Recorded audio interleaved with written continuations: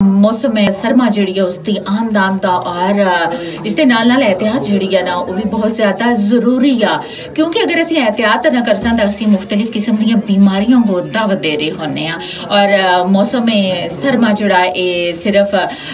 सर्दी जी दुश्मन ही नहीं बल्कि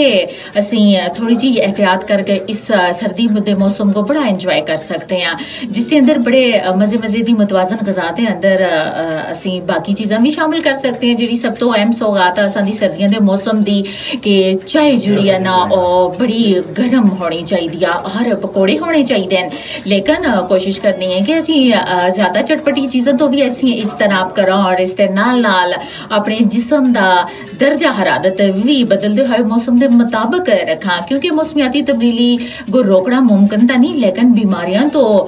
खुद को बचाना जड़ा असां हाथ लाजमी आ और इस वास्ते बदलते हुए मौसम सुबह और शाम दी जड़ियां एक ठंडियां और ठठर दियां हवावां इस विच वाहिद जड़ी एहतियाती जरूरत है यानी जेडे लोग सेंसिटिव हैं उन्हां दे अंदर कुव्वत मदाफती निज़ाम जड़ा इम्यूनिटी सिस्टम जड़ा बड़ा कमजोर होए दा हुंदा और इसके नाल नाल यानी सुबह और शाम